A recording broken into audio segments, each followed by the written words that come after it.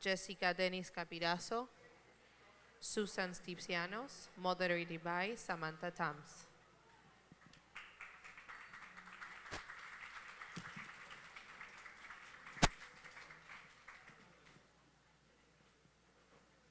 Good morning, everyone.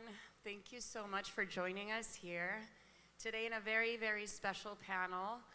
I want to thank our partners, Victoria's Secret, for being part of this edition. We couldn't be more honored to have you guys. And this is going to be a very interesting conversation. We want to delve into the companies, your stories, what brought you here, and definitely we're going to delve into the future of Victoria's Secret, redefining diversity and inclusivity for the company. Please join me welcoming to this stage Antonio Campos, Jessica Dennis, and Susan Stipcianos. And what brought you to this stage? Tell us a little bit about you guys, your story, and your career within the organization. They're on. Hello, hello. Yes, they're on. Well, thank you guys, first of all, for having us, and it's so great to be here. What a chic group, and Miami is one of my favorite cities. I actually grew up in South America. I was born in El Salvador and grew up in Buenos Aires, and so I spent about half of my childhood overseas and now live in Manhattan and work for Victoria's Secret. I've been fortunate enough to work for some really incredible brands over the years. I grew up in marketing at companies like Calvin Klein and Gucci, and was fortunate enough to learn from the best, working with Tom Ford and Calvin Klein himself, and now with the incredible people at Victoria's Secret, where I've been for about the last 14 years, first working with a brand called Henry Bendel. We had stores in Miami, and then I moved over to VS about 4 years ago. And I'm just so excited to be here to talk about what is happening with the future of our brand and the incredible work that we're doing. And yeah, so thanks so much for having me. Antonio, I'll kick to you. Hi, everyone. Thank you so much for being here. My name is Antonio Campos. I am the VP of Brand Concept Design for Victoria's Secret. My team, I oversee concept for both VS and Pink. I've been with the company for about 10 years. I'm originally from California. My parents are Mexican. They immigrated to the US and met here and started a family here. I moved to New York to pursue a career in fashion design. And I found myself at Victoria's Secret and found that there was a lot of opportunity and creativity for storytellers there. And I am very much, I lean into the product storytelling and the concepts, the seasonal concepts, and that's a responsibility of my team to kick off the seasonal development. And it's a dream job. Fun fact is, I started there as a freelancer 10 years ago, and I am now heading the team that I started working at as a freelancer. So one of the biggest highlights so far was that I was the creative lead to the fashion show. So I'm kind of nervous because I'm not used to being in kind of these kind of settings. I'm more of a behind the scenes kind of person, but I'm very happy to be here. So thank you. Hi guys, everyone, good morning. Let's give a Miami welcome to my favorite client, Victoria's Secret, right? They're amazing. I want to share something with you guys. I'm Susan from the Dream Team Agency. We focus on Hispanic public relations for many brands.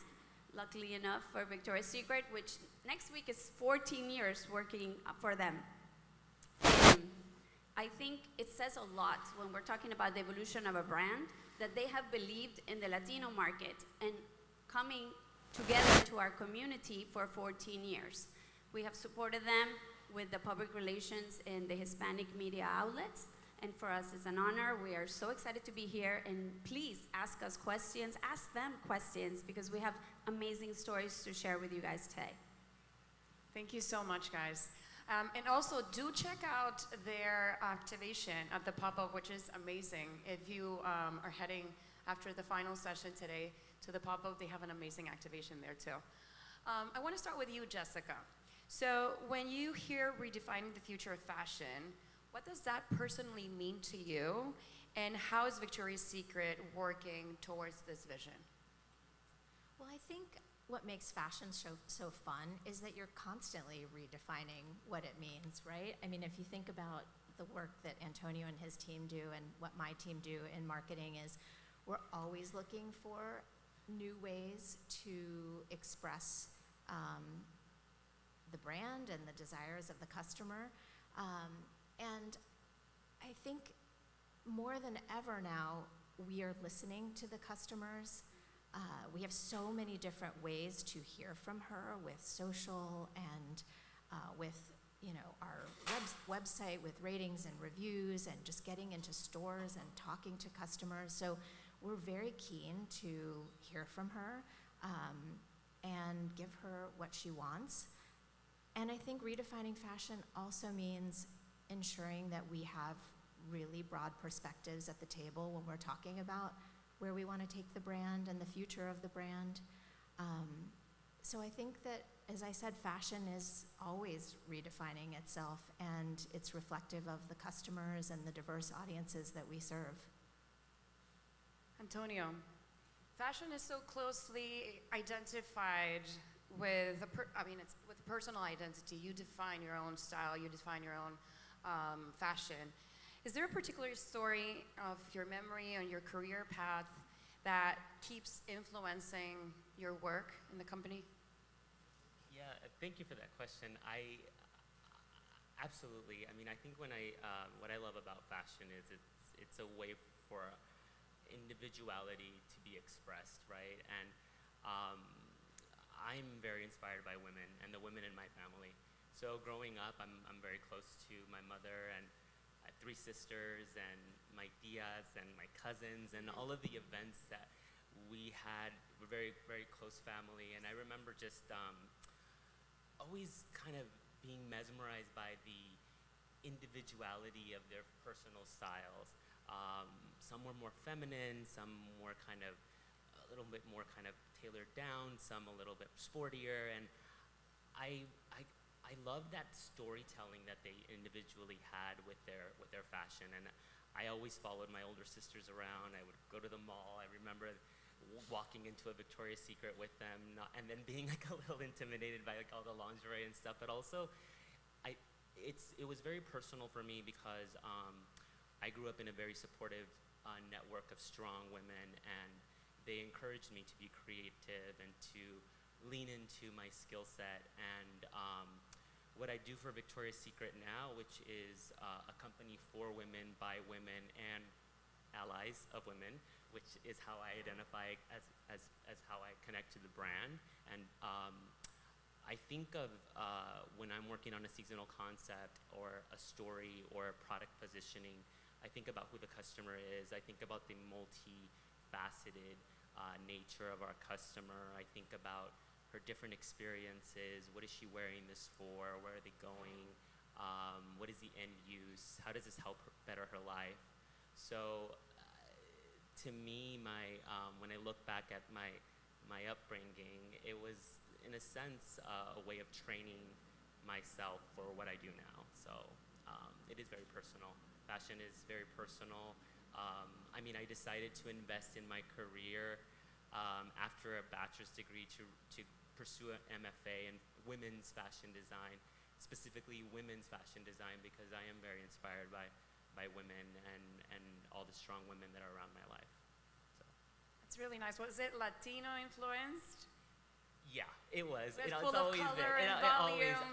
Well, it's funny because personally, I have more of a minimalistic. I'm wearing black in Miami, navy in Miami, But every summer we would go to Mexico to visit my grandparents, and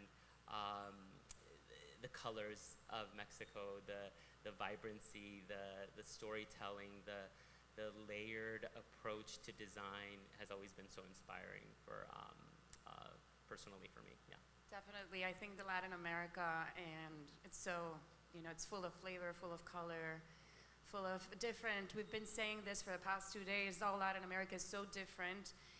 Mexico's totally different from Colombian fashion and from Chilean and from Argentinian, but definitely a lot of influence and a great one. And I love that you touched on that, because I think of us as Latinos, like, we're not a monolith. We have our own thoughts, ideas, and creativity, and I love how wide that breadth of creativity is. It's something that I find very inspiring, something that I apply to this kind of, my approach to storytelling is multi-dimensional. We have to tell a multi-dimensional story at Victoria's Secret because our customer is diverse, and I love that. Susan, working for 15 years with Victoria's Secret, such a big company, what would your advice be to a brand that wants to get involved with Victoria's Secret?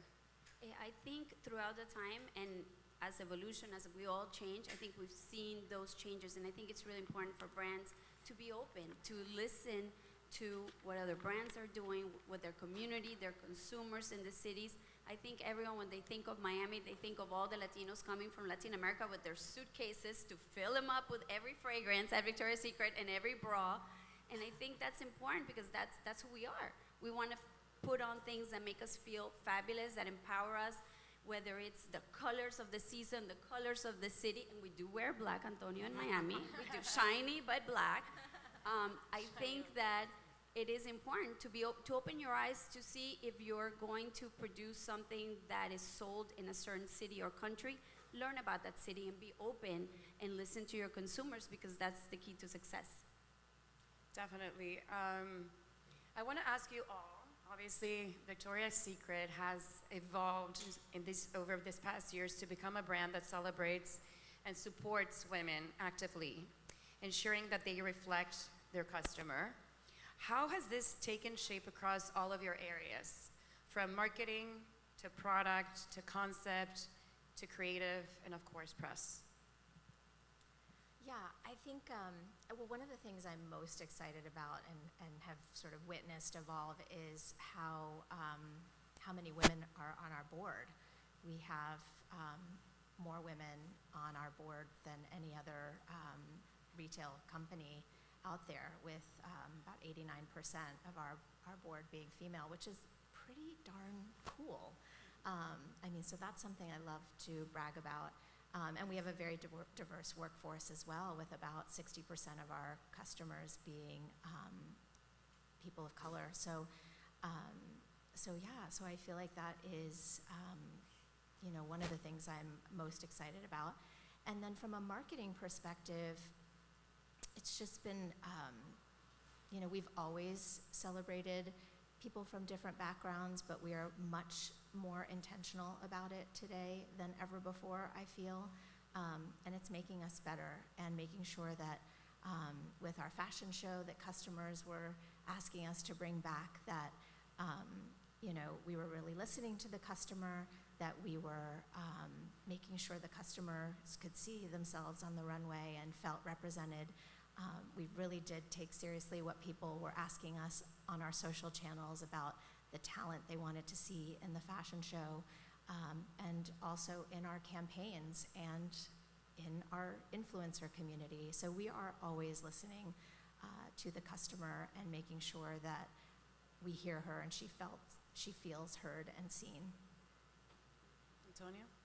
Yeah, for me, through my scope of work, and being at Victoria's Secret for almost 10 years, I've seen the transformation that Lydia and her team have been instrumental in leading, and in our conversations, we're constantly kind of talking to ourselves and saying,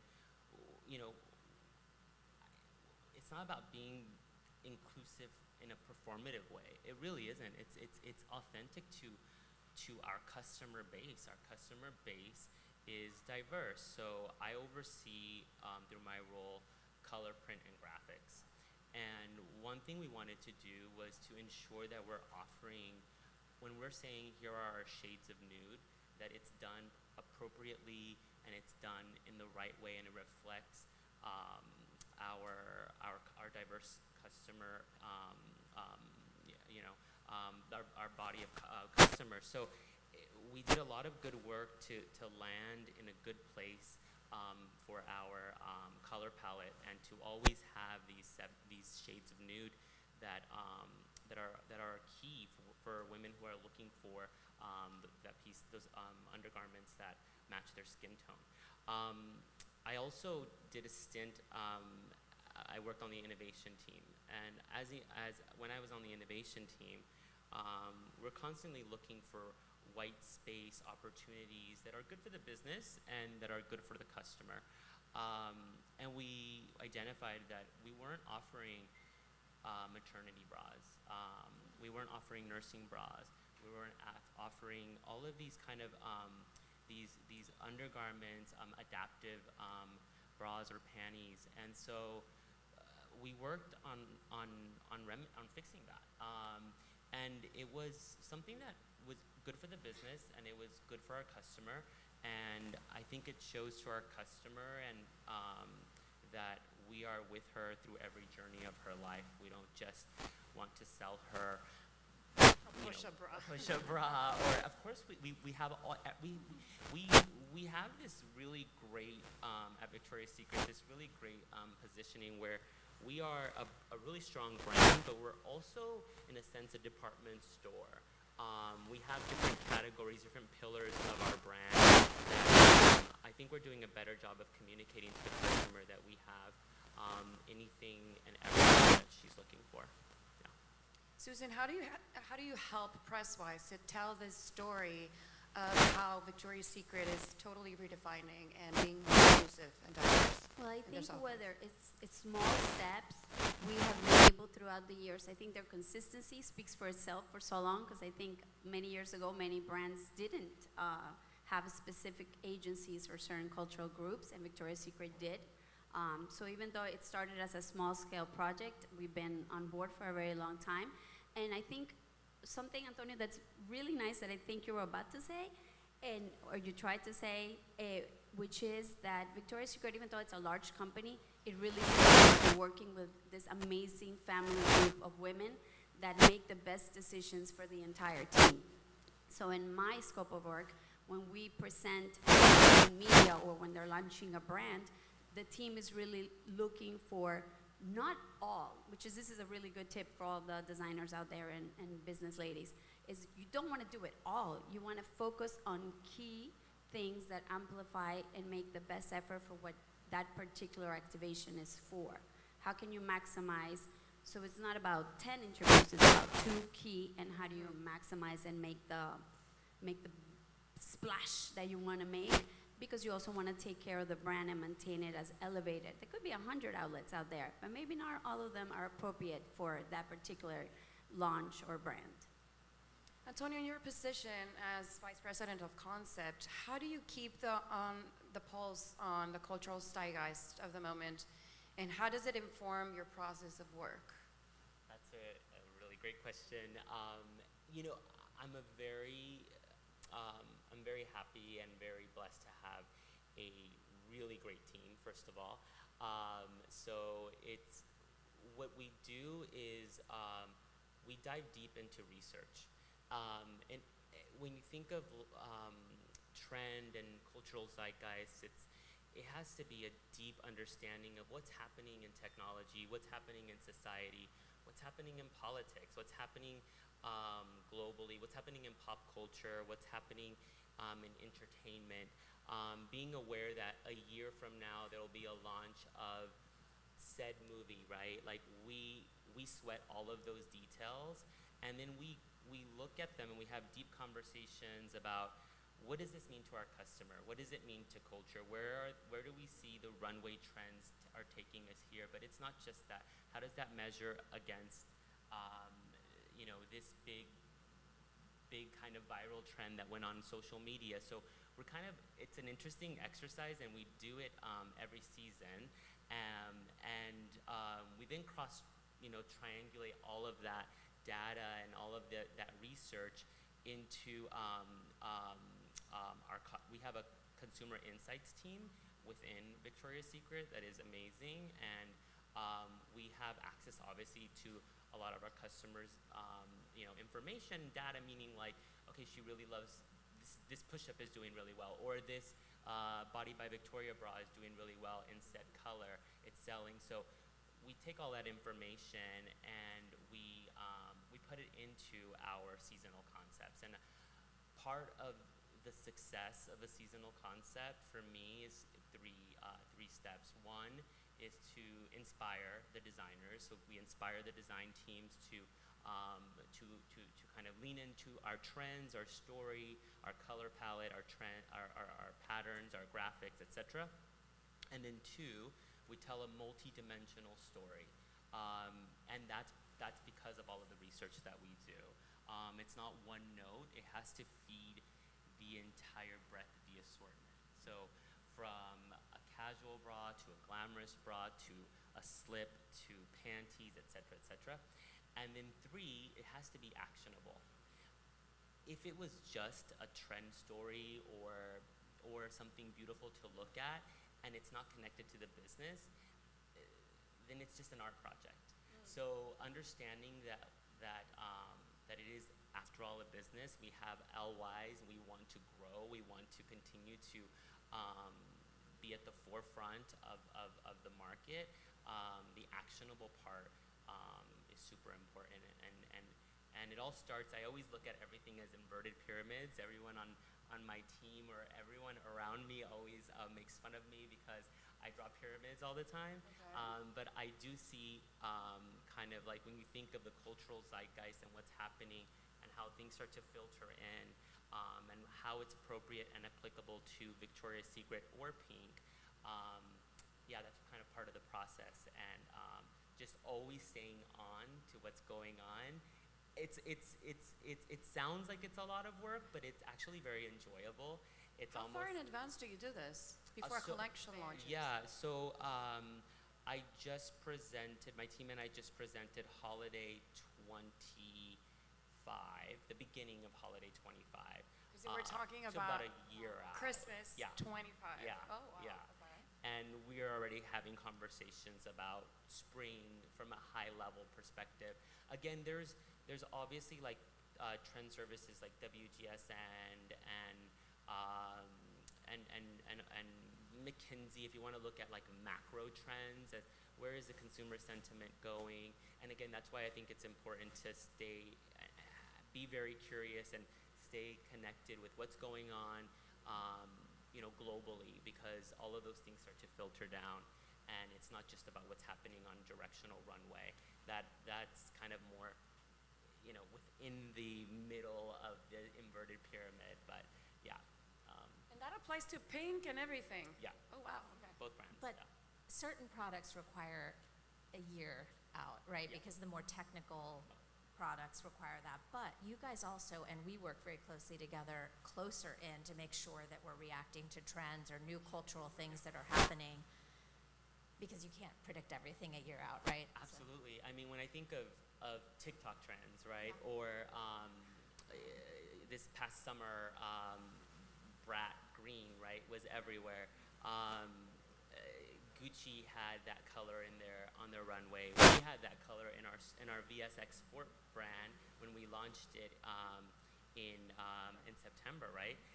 So we were on that color, and then when we happen to have like the dots connect, and it's like, great, let's play this up on social.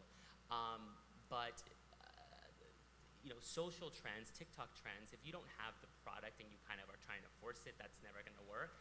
But I think when the stars align, and we're able to tell, we're able to lean in on the TikTok trend, the social trend, I think that's important because it tells our customer that we're relevant, and that we have our shit together. I love it. Yeah. I love it. Yeah. Jessica, from a marketing perspective, what do you believe has been essential in building connection and ensuring that the customer feels part of Victoria's Secret? Showing her that we're listening as much as possible, and it's interesting because, you know, growing up in the fashion world, for many, many years in the brands that I worked with, it was always about inspiring and showing the customer maybe something she didn't realize that she wanted. And I feel like there's been a bit of a shift. And that doesn't mean that we don't inspire the customer and that we don't want to constantly be surprising her with something she didn't even realize she needed or wanted. That's still our job. That's still the work that Antonio and his team do so beautifully. In fact, when you were talking about your concepts, I think about the worlds that you guys build, really. When they do their concept presentations, they essentially set up a store in our offices and create the world that we're going to see down the road, which is incredibly inspiring for a marketer to kind of start to think about, well, what can we do to bring that to customers? What can we do to bring that into the content that we're creating? So I'm sorry, I got a little off track there, but back to the original question. We're listening to the customer, and we're also trying to inspire her to want to keep coming back and connecting with us and being part of our community. You know, we have a very vibrant community on social, which has gotten even more vibrant and more engaged since the fashion show. We have an incredible community of app subscribers that really are not shy about telling us what she likes and what she wants more of, what she wants less of. So we're really just listening. That's super important. I think that as brands, you know, like all of these entrepreneurs and fashion designers, one of the main things is like obviously studying your market, but also listening to what your customer wants. Does it fit well? Like all this information that the direct-to-consumer is giving you is just priceless, and it helps you build a stronger brand, build a stronger identity, and also the relationship with the customer as well. They connect with the consumer in a way. You walk in and you know you have this amazing assortment that Antonio has created of colors, shades of colors for every possible skin tone, and as well as those sexy, fun colors that we all want. And then all the things that help us lift, hide, esconder, subir, bajar, because we want to be. But also there's a process of education, and I think it's, I want to share with you guys that something in the media that we have found amazing is two things. Number one, seeing the faces of the media reporters walking in backstage as they see all the different amazing models. We were just talking about this backstage of like seeing the young, the little bit older like me, seeing all these beautiful arrays of, and it's not, Antonio, you said it so beautifully, it's not on purpose. It's just part of what the brand is. It's because that's the consumers and the talent that the people wanted to see in the Victoria's Secret fashion show. Because that love and that passion goes across through the reporter, through the people watching when they pick up the coverage of the fashion show, which was everywhere, in every possible country, Spanish, English, everywhere. And also, because before, I think the evolution of the brand, we used to buy as women, Jessica, I think you can speak better on this, we used to buy lingerie and things because for him. We used to wear high heels because it was what we were told. I have a friend of us, David, that her fabulous boyfriend bought her lots of very expensive shoes. She couldn't walk in them. Why would you spend $2,000 in shoes that you can't wear? And now, sneakers are in fashion. So I think Victoria's Secret does listen, and the evolution of the brand demonstrates it the minute you walk through the door.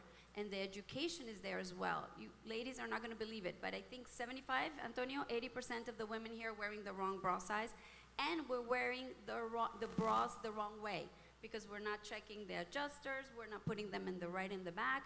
So I think that process of education, it's still very relevant. When we do those TV segments in the media, they're the highest rated for the shows. So I think women, we still need a little help in lifting, hiding, and tucking. Now let's talk about the show. I mean, every single woman here, and myself, I told you backstage, for me, it was always like my New Year's. Like my New Year's resolution started the minute that I watched that show. I was like, this is it, the diet is starting tomorrow. Candace looks amazing. And we were just talking, this year, everybody talked, it was the Super Bowl for women.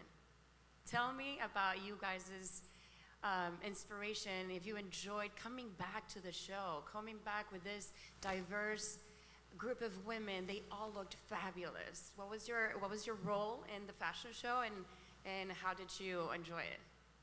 Okay, so that's a question for both of us, because I know we were both really lucky enough to work very closely with our bosses, who were actually the two women helming the fashion show. So Janie Schaefer, our Chief Design and Creative Officer, and Sarah Sylvester, our Chief Marketing Officer, were sort of the vision behind this incredible show.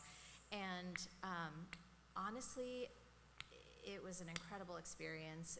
Victoria's Secret is obviously known for being a fashion and lingerie company, but also being an entertainment company and an entertainment brand. And bringing back the fashion show is sort of the perfect marriage of those two things.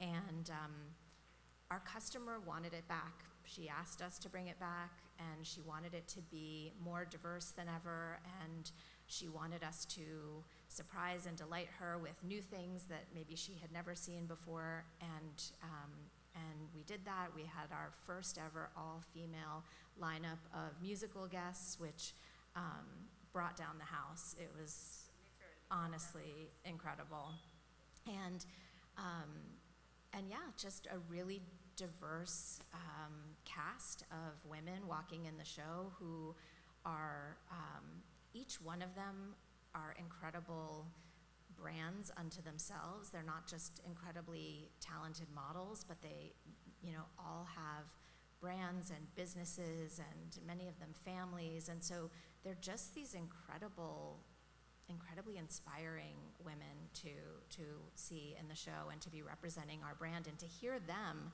talk about their experiences, many of whom had walked in the show before, and what it had meant to them early in their careers and what it meant to them now, and being able to leverage our platform to tell their stories in a really authentic way was incredibly inspiring. It just kind of reinvigorated my commitment and pride in working for a company like Victoria's Secret. And you could really feel it the day after the show in the office, how many people, because so many of us were part of it. It's obviously a huge undertaking, so it was, most of us did have a hand in some way, shape, or form into bringing this to life. So it just, and then to see customers in our stores being able to, for the first time ever, actually participate and buy exactly what came down the runway was so fun to see. And so it was great. And of course, working with Antonio and his team was so fun. Putting together the social content and the marketing content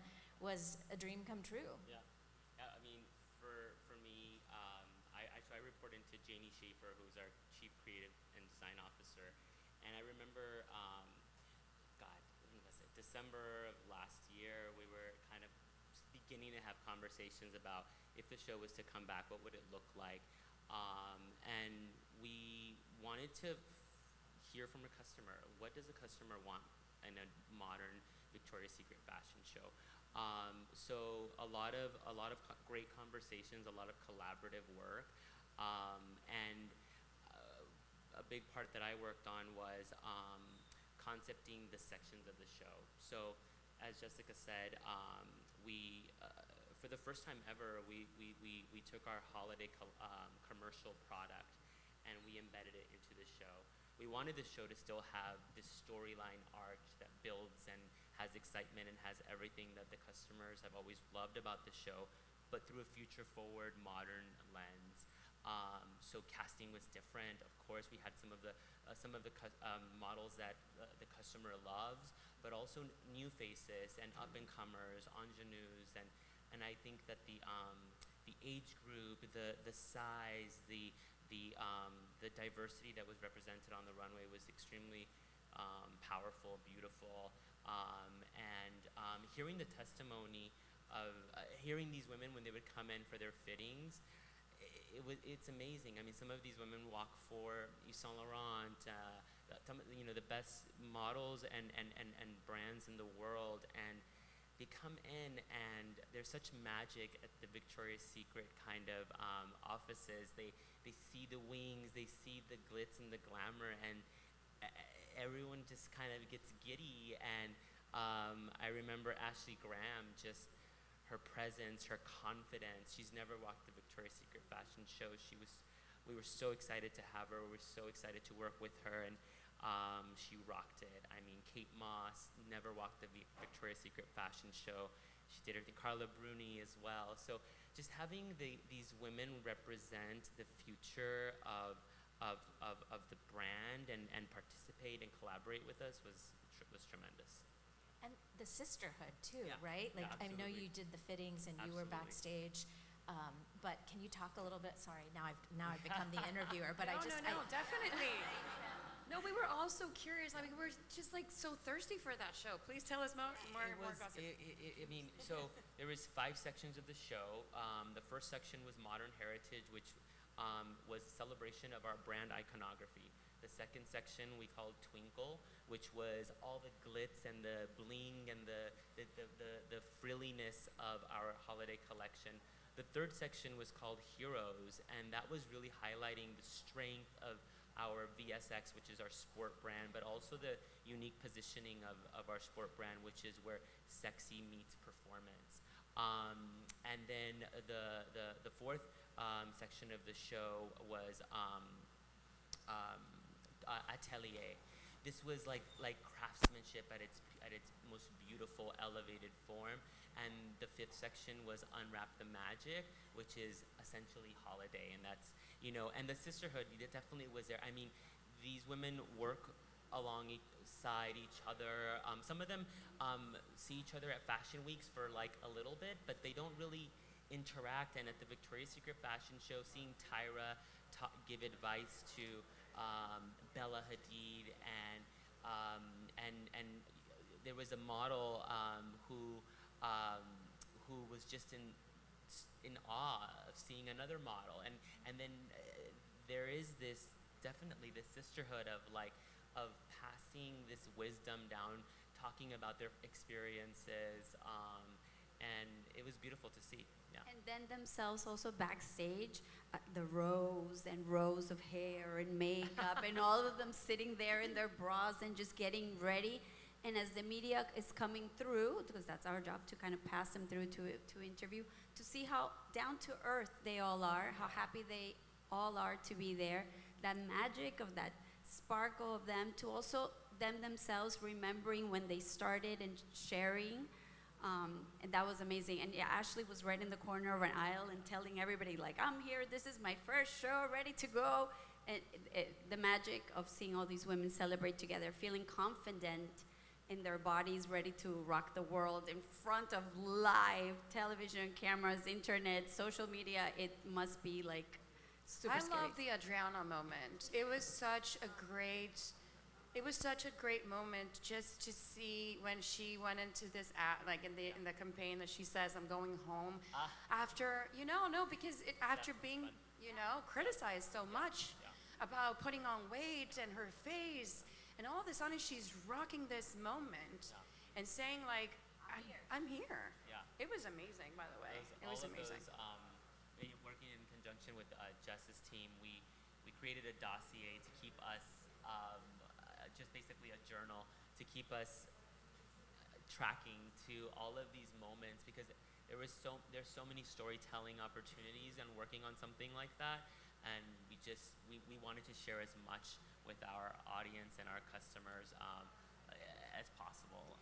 It's also, when I think about what we did, it's co-creation with all of this talent that we worked with, right? The models on the runway, but also even creators who helped us, promote the show and cover the show. And so it's like the biggest co-creation project I think we've ever done.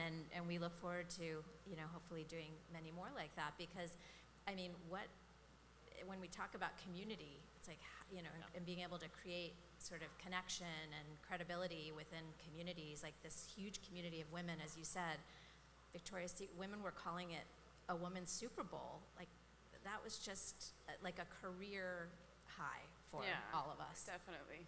I have so many questions for you guys, but I know that we're running out of time. And before we wrap up, and I do want to open the floor for a couple of questions before our next session, just give us a piece of advice that has been critical in your life and career that you want to share with the audience before we wrap up, and then we'll open up for questions.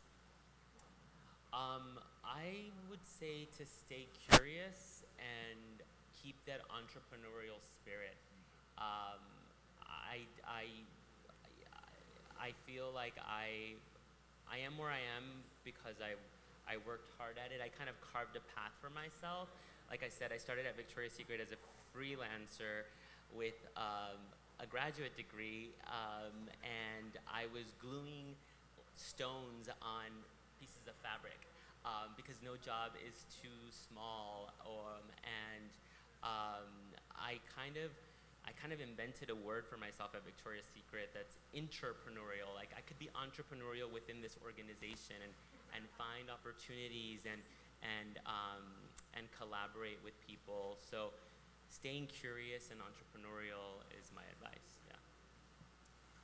I would say mine is building relationships, and I think that the best way to get great work done is to build trust and rapport with the people that you work with. And I've been really fortunate to work with some of the best people in my career. And I would say that every single one of the opportunities I've been given came down to a relationship that I built with someone, and they thought of me when an opportunity came up or a job came up, or they recommended me for a new assignment. And so I don't think you can underestimate the power of building relationships with people. Yeah, I think on our end, from the media side, I think it's very important to be honest, even if sometimes you might get a red flushed, as you say it, rosado, rojo una vez.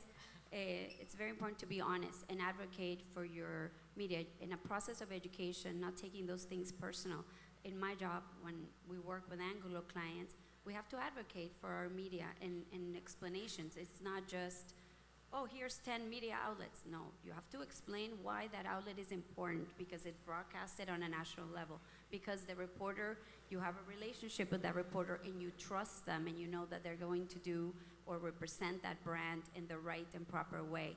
And sometimes it's hard to be honest because you want the client or you want the long-term benefits. But if you do want the long-term benefits, being honest and advocating the truth and making sure that they understand each tiny little outlet or each tiny little thing that's being done, even if sometimes you have to be the bad guy in the room or in the conference call with 30 people, but you have to for the good long-term benefits.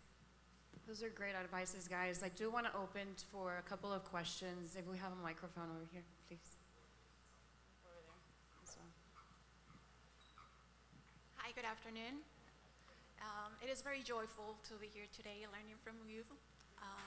And what a surprise to see a Latino part of the Victoria's Secret company.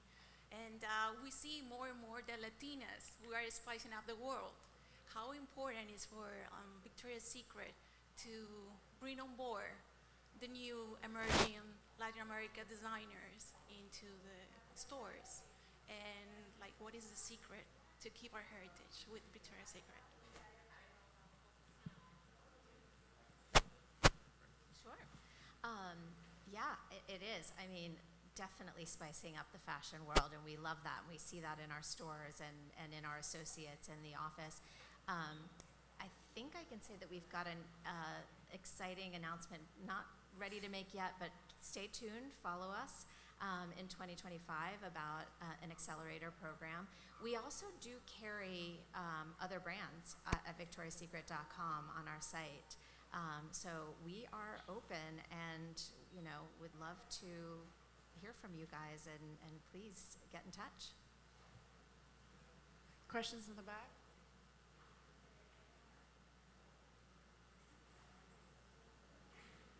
Hi. First, thank you.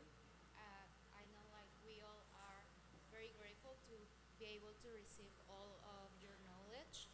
And my question is since Victoria's Secret has faced criticism around body positivity and sustainability, how has the brand's journey been I believe there is always room for growth and positive change in any brand. But what strategies are you using to ensure these efforts are communicated and received as genuine to the public? Sorry, say that last bit again. Oh, sorry.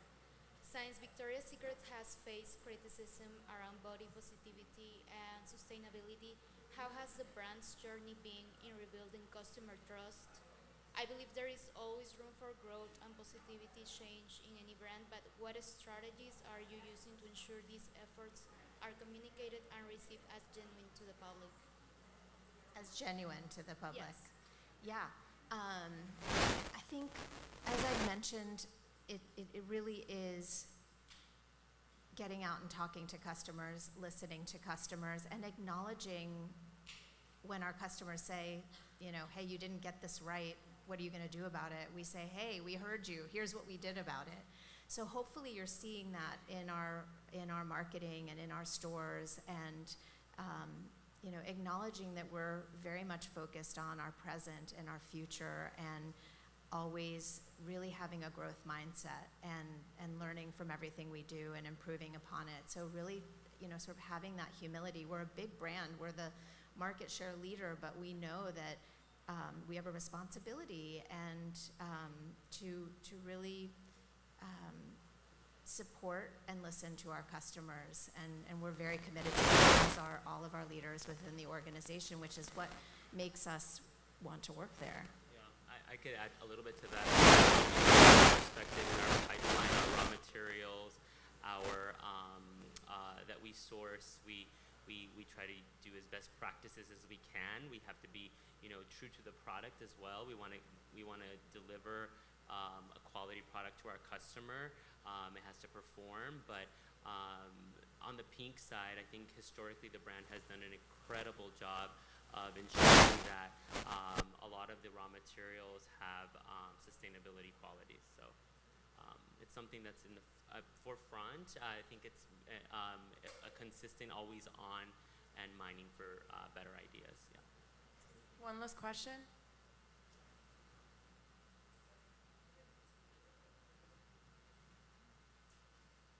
Hi, so I just wanted to thank you. Being a student, Victoria's Secret sponsored my ticket, so I'm really grateful for being here. Just give me a second before you do ask your question. I do want to say Victoria's Secret is not just an amazing partner, but there was an entire campaign giving back, and they sponsored students to come into this conference. And not only that, they are also meeting with their talent and acquisition team at 1:30 in this room, because they really want to, engage with the students, provide opportunities, and it's just so amazing that you guys did that for 80 students. I'm sorry, ask your question. No, yeah, really, thank you. So my question is about sustainability. Being a fast fashion brand, have you thought about or already started including AI into your supply chain process in order to decrease overproduction and waste? Yeah, that's actually something that we have in our pipeline. So we have a robust innovation team. We have an amazing sourcing and team, and we've been piloting 3D software for our sampling, because a lot of the waste does come in the sampling, just in the fashion industry, is in prototyping, sampling, and fitting. So with the use of 3D technology and AI in the sense of print and pattern work, and those are things that we are constantly interacting with. And some of those are being implemented as we speak, yeah. Well, thank you so much again for being such great partners, for giving back to the community, to the students. And guys, stop by the VS activation at the pop-up. And if you guys have any questions for the team, they'll be around. Thank you. Thank you, Samantha. Thank you.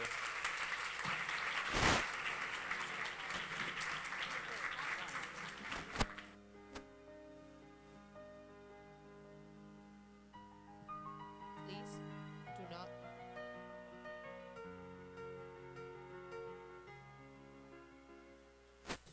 please do not leave. The next session will start shortly.